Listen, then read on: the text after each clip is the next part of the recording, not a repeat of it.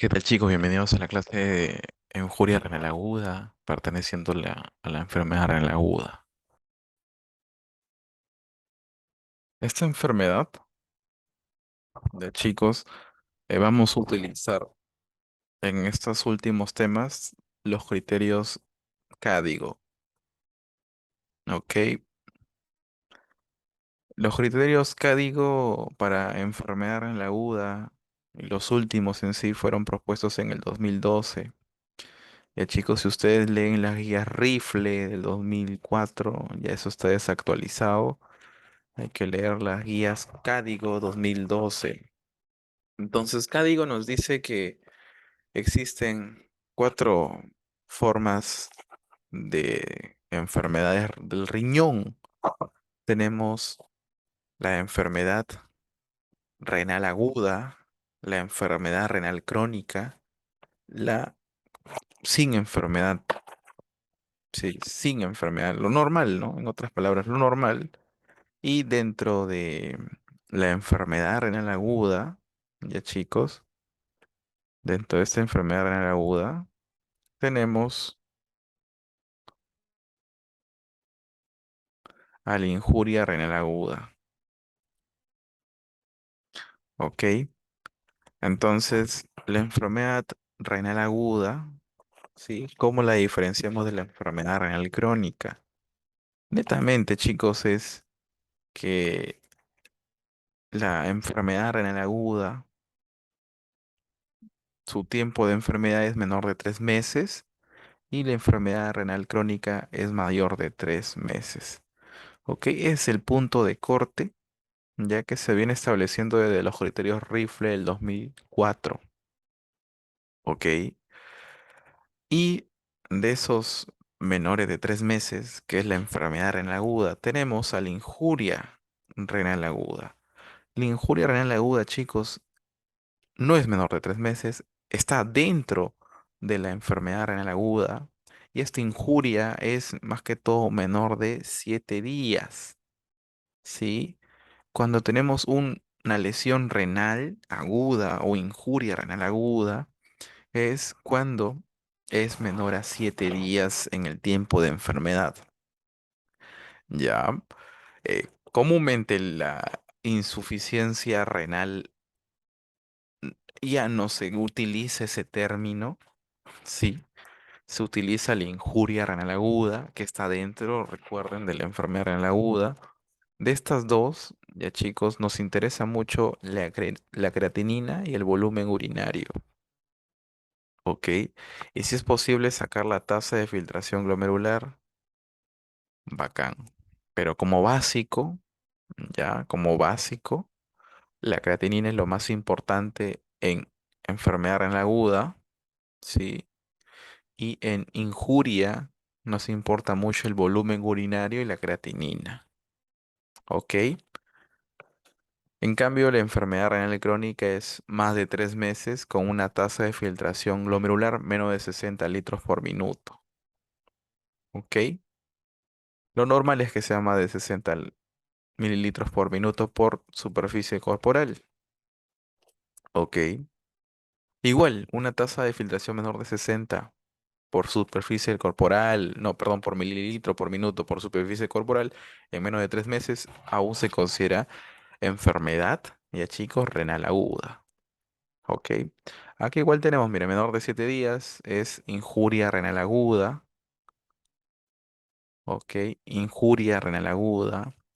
De 7 a 90 días, o sea, de 7 a 3 meses, es una enfermedad renal aguda. Ok. Pero ya se considera enfermedad renal aguda desde el día cero. Ya, chicos, todo esto. Ya. Y mayor de 3 meses, ¿sí? O 90 días, se considera enfermedad renal crónica, que ya lo vamos a ver en el siguiente tema.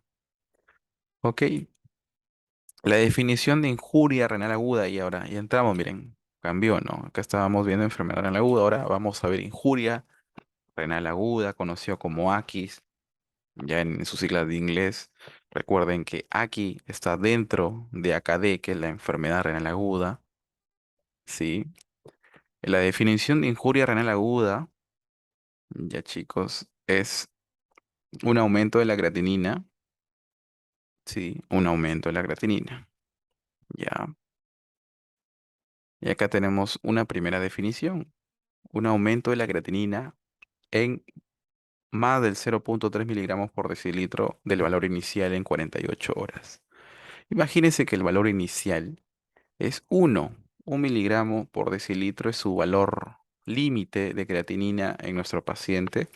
Entonces, si este valor en 48 horas supera los 0,3 miligramos de límite, o sea, en otras palabras, un ejemplo, seas 1,5 miligramos por decilitro en 48 horas, ahí estamos hablando de una injuria renal aguda, ¿ok? Luego también tenemos el aumento de creatinina a más de 1,5 veces el valor inicial en 7 días. Sí, sí, igual la creatinina era 1 como valor inicial y este en 7 días ya está en 2 miligramos por decilitro, o sea, superó el 1,5 veces, o sea, X lo superó. Estamos hablando de una injuria renal aguda. O lo otro, que el volumen de orina, sí, sea menor de 0,5 mililitros por kilogramo por hora en 6 horas, o también llamado menos de 3 mililitros por kilogramo en 6 horas. ¿Ok? Eso también es un criterio de injuria. Entonces, en otras palabras, el aumento de creatinina y el volumen urinario disminuido, sí, hay que sospechar de injuria renal aguda. ¿Ok? Y ver bien los criterios. Pues todo paciente o todo caso clínico que ustedes vean en medicina uno, hay que ver la creatinina, hay que ver el volumen urinario. Si es que ves que está elevada la creatinina o está disminuido el volumen urinario, sospechamos de injuria y la tratamos de confirmar con estos criterios. ¿Ok? Luego tenemos un punto fisiológico. Hay que saber que la creatinina se demora en aumentar en la sangre de 48 de 72 horas. ¿Sí? Aquí está normal. Sucede en el día uno la injuria, alguna causa de injuria, y en 1 o 2 días se eleva recién la creatinina. Entonces, cuando tenemos una creatinina, un ejemplo de 1,5, hay que ver qué pasó hace 2 días. Ya, qué pasó hace 2 días. Luego de definir, ya chicos, de definir una injuria renal aguda, hay que definir los estadios según Código 2012. Ok, tenemos estadio uno, 2 y 3. El estadio uno, ¿sí? Es una creatinina sérica 1,5 a 1,9 veces el valor de la creatinina basal. Ok, en otras palabras, si yo tenía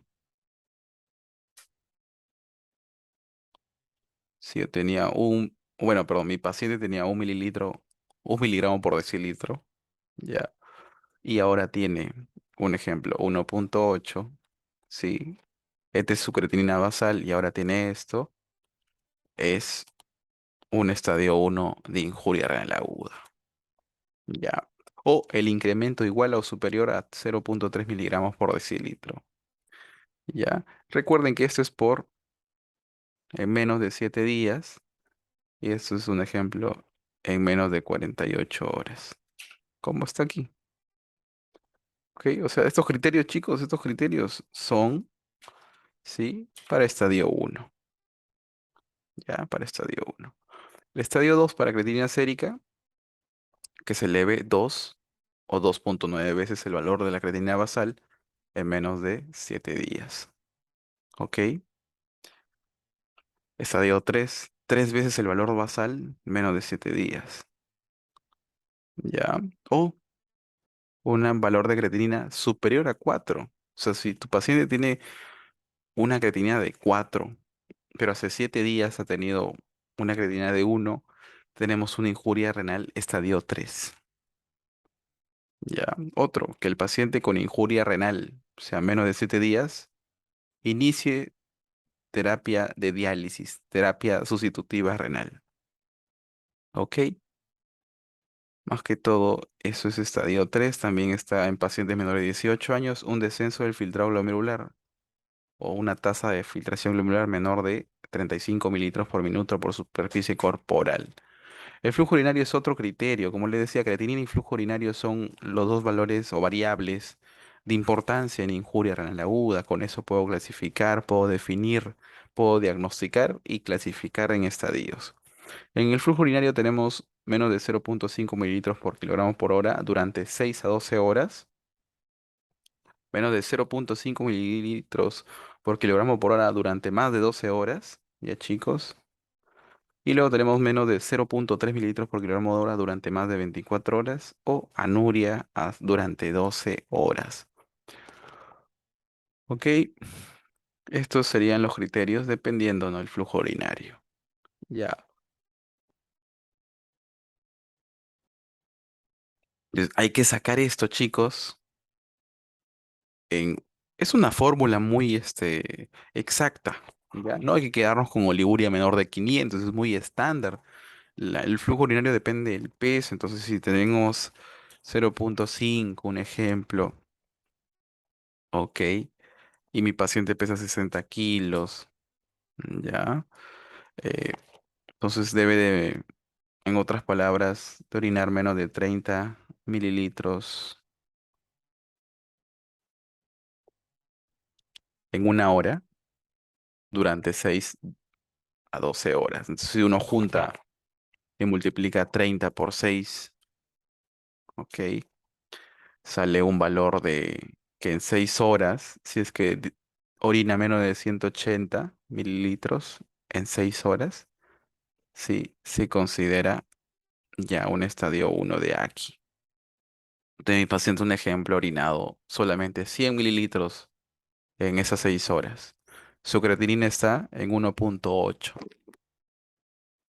durante estos 7 días. ¿Qué estadio es? Estadio 1. ¿Ok? Luego tenemos la clasificación tradicional y etiológica. Sí. Tenemos la lesión renal aguda o injuria renal aguda. Recuerden que es todo menos de 7 días como máximo. Sí. Y tenemos tres grupos de causas. Tenemos la injuria prerrenal o también llamada hiperazoemia prerrenal, la enfermedad intrínseca del parénquima renal o injuria renal aguda intrínseca y la injuria renal aguda postrenal o obstrucción postrenal. En la hiperazoemia prerrenal, eh, la causa en sí es que va a haber un flujo disminuido de volumen de sangre hacia el riñón. Entonces, todas las causas que me causen flujo disminuido hacia el riñón, como hipovolemia, disminución del gasto cardíaco, disminución del volumen circulante eficaz, como una causa, ¿no? Insuficiencia hepática, como la cirrosis, insuficiencia congestiva aguda, cardíaca, perdón. Ya, los AINES, ¿sí? Los IECA, ya, los, la ciclosporina. Sí, me van a producir, chicos, una disminución del flujo a nivel glomerular. Eso produce una retención de creatinina que se eleva y se denomina hiperazoemia perrenal. ¿Ok? Y no hay formación de orina porque como hay poco flujo que llega, no se orina, no se forma la orina. Entonces tenemos oliguria. Luego tenemos la enfermedad intrínseca del parénquima renal que se va a dividir en enfermedades glomerulares, en enfermedades tubulointersticiales y en enfermedades vasculares. ¿Ok? Luego tenemos la lesión postrenal, donde más que todo se debe a obstrucción, ¿sí? A obstrucción de las vías urinarias.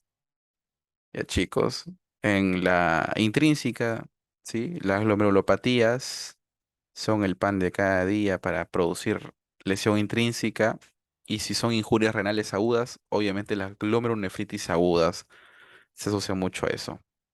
En nefritis, perdón, en causas tubulointersticiales tenemos a la isquemia, a la sepsis y a nefrotoxinas, que pueden ser exógenas o pueden ser endógenas. Pueden ser de afuera del cuerpo o dentro del cuerpo hay sustancias que lesionan el túbulo y el intersticio. Y a nivel vascular ya tenemos la vasculitis, un ejemplo. ¿Ok? En el diagnóstico de hipersonemia prerrenal, que equivale al 70% de casos, casi todos los casos de injuria renal aguda son prerrenales. Sí, causas ya saben, hipovolemia, insuficiencia cardíaca, el shock, puede ser shock séptico, shock anafiláctico. Ok. El disminución del volumen circulatorio en un síndrome hepatorrenal como en la cirrosis, ya, AINES, IECA, ok, de nuestro paciente, sí, esas son sus causas, se eleva la creatinina, disminuye su volumen urinario, ¿y qué vamos a tener? Como examen auxiliares, el Harrison te dice una excreción fraccionada de sodio menor al 1%. ¿Por qué está disminuida la excreción de sodio? Porque el flujo no llega al glomérulo y el sodio no se puede filtrar. Ya chicos, y eso produce que disminuya la excreción de sodio en la orina. La osmolalidad urinaria, más de 500 miliosmoles por litro. Sodio urinario disminuido, menos de 20 miliequivalentes por litro. Y el sedimento urinario es normal, ¿sí? Y cuando es normal puede aparecer o no cilindros hialinos. Estos son normales. Este sedimento es normal. Ya. Ahí tenemos la hiperosmolemia prerrenal, ¿sí? Clínicamente va a haber un signo de hipovolemia, de shock. Ya puede ser shock hemorrágico, shock hipovolémico como la diarrea, vómitos, shock distributivo cuando se secuestra en el espacio extracelular líquidos como en la sepsis. Ya, el uso de AINES, el uso de IECAS, la insuficiencia cardíaca, ok, la cirrosis. Ya chicos, esos son causas de hiperosmia perrenal.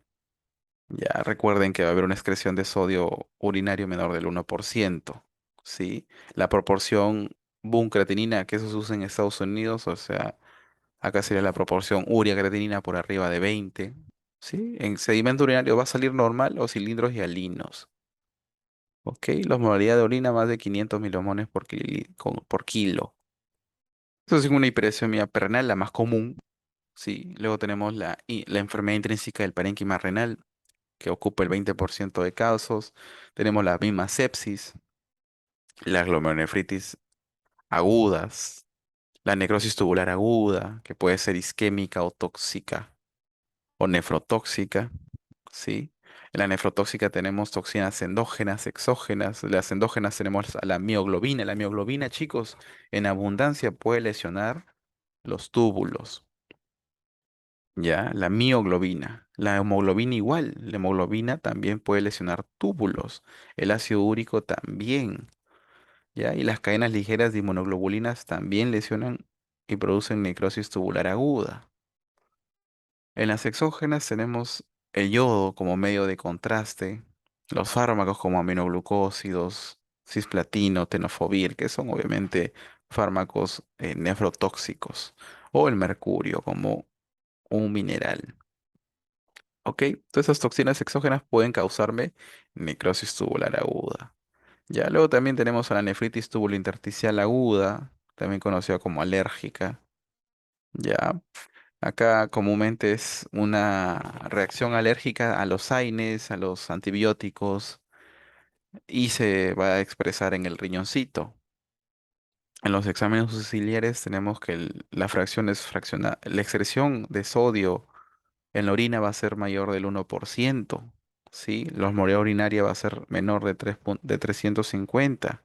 El sodio urinario va a estar elevado, ¿ya? Y el sedimento urinario ahí sí tiene diferentes morfologías o patrones porque como es una lesión intrínseca, se refleja en el sedimento urinario, ¿ok? Acá tenemos un ejemplo, ¿sí? Isquemia, toxicidad, sepsis, hacen una lesión o injuria renal aguda, me desarrollan inflamación, una injuria o lesión en los vasos y lesión de los túbulos renales. ¿Ok? La isquemia, la sepsis, las toxinas. La injuria por sepsis, sí, es en un paciente que tiene obviamente sepsis. Ya tiene un paciente sepsis, ¿ok? Y presenta una insuficiencia, perdón, una injuria renal aguda. Se conoce como injuria por sepsis. ¿Ok? Paciente con sepsis y que tiene injuria renal aguda. Criterio no creatinina, volumen urinario. ¿Ok? Y luego tenemos por isquemia. Ahí sí, paciente con hipotensión, ya, o chocado, que persiste y desarrolla una injuria renal aguda intrínseca por isquemia. ¿Ok?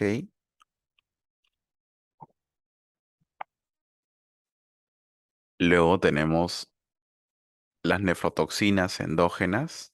Ya recuerden que la mioglobina proviene de la enfermedad rhabdomiólisis. La rhabdomiólisis puede ser por lesiones traumáticas por aplastamiento, ¿sí? Por aplastamiento, o sea, un paciente se accidenta, es atropellado y le aplastan todas las piernas con las llantas y desarrolla una injuria renal aguda.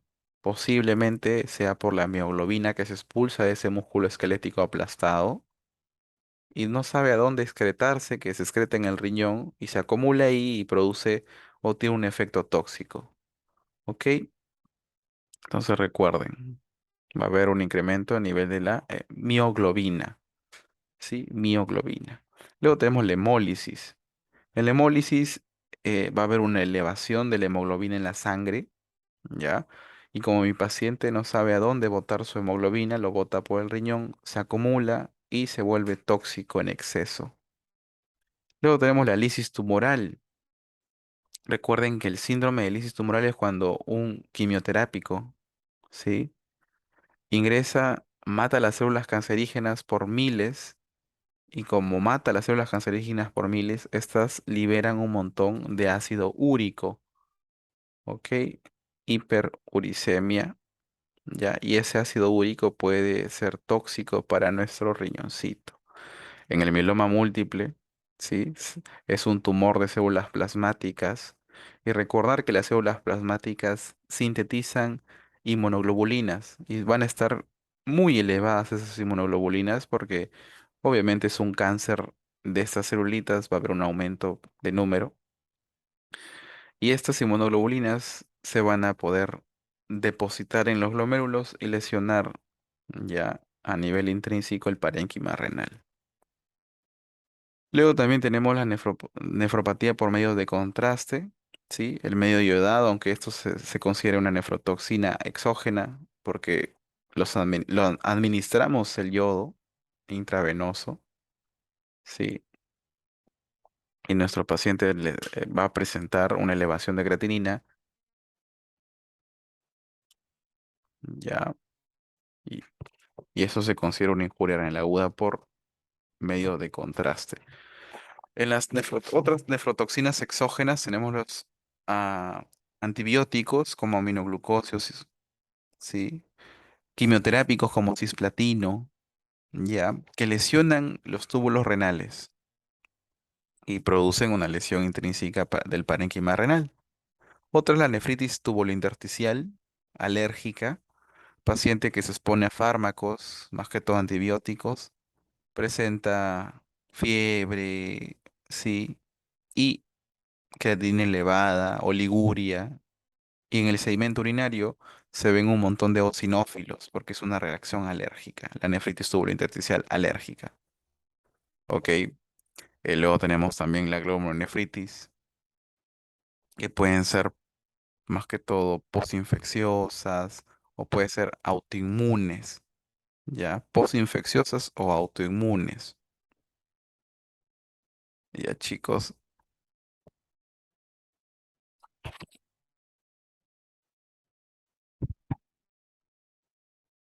acá tenemos ya a nivel anatómico. eh, La enfermedad intrínseca del parénquima renal en su lesión de vasos, puede haber glomerulonefritis, vasculitis, ya chicos. Luego también tenemos lesión en túbulos, tenemos la necrosis tubular aguda, tóxica, o sea, por nefrotóxicos, puede ser endógeno o exógeno. ¿sí? Y luego tenemos la isquémica, luego tenemos la sepsis que lesiona túbulos, ¿ok? A nivel intersticial, lo alérgico, ya una nefritis túbulo intersticial alérgica por rifampicina, por eh, otro medicamento, con otro antibiótico, ¿sí?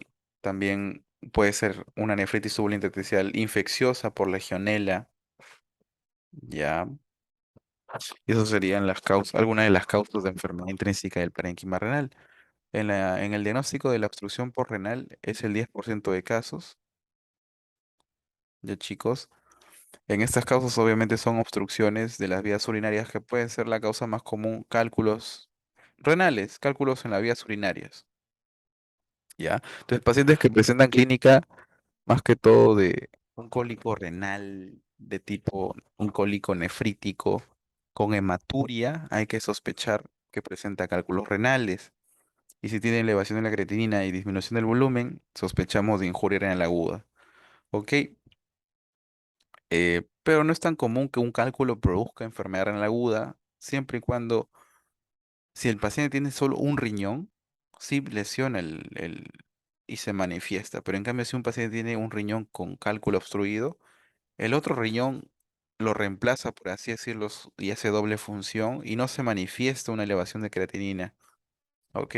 En cambio, en una obstrucción donde las vías ya se unieron, como en la próstata, donde se obstruye, puede producirme hidronefrosis, una acumulación de líquido en las vías urinarias, y estas hacer un reflujo hacia el riñoncito y lo lesiona. ¿Ok? Entonces hay que preguntar antecedentes de cálculos, enfermedades de próstata. Sí. ¿Cuál es el diagnóstico etiológico? Paciente con criterios de Aki. Sí.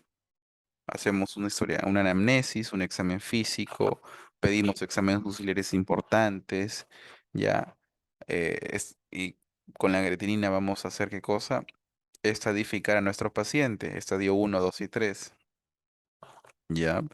El otro hay que preguntarnos las causas.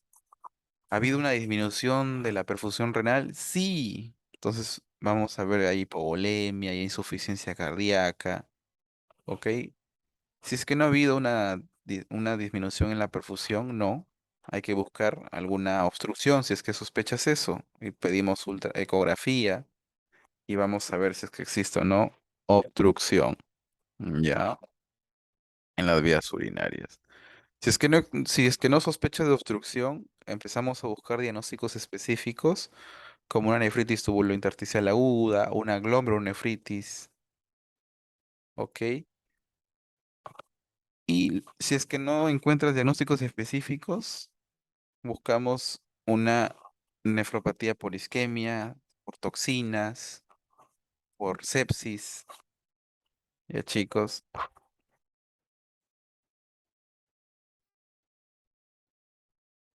Y entonces, luego de haber diagnosticado, uno manejando la causa va a poder manejar la injuria renal aguda. Ok, chicos, entonces el tratamiento en primer lugar es tratar la causa, ¿sí? Lo segundo es manejar las complicaciones. Las complicaciones que tenemos son sobrecarga de volumen porque se retiene y no se puede excretar.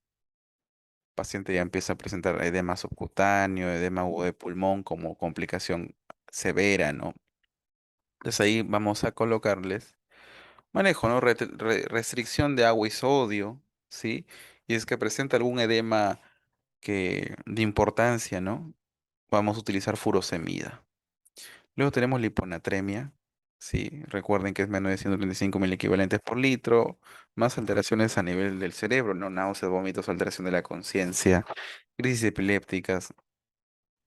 Ahí sí, si es que le estamos dando solución como dextrosa al 5%, que es hipotónica, hay que interrumpir esa administración y empezamos a corregir el sodio, ya chicos, con soluciones hipertónicas y no hipotónicas como la dextrosa. En la hiperpotasemia, potasio más de 5.5 equivalentes por litro más alteraciones del EKG, pedimos un EKG, ¿sí? De inmediato. Si vemos que hay alteraciones en el EKG como onda T picuda, QRS ancho, aplanamiento de la onda P, empezamos ya con gluconato de calcio intravenoso.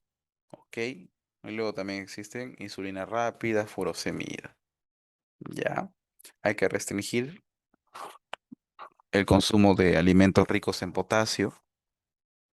Y si es que estamos utilizando alguna espironolactona, que es un diurético ahorrador de potasio, hay que interrumpir.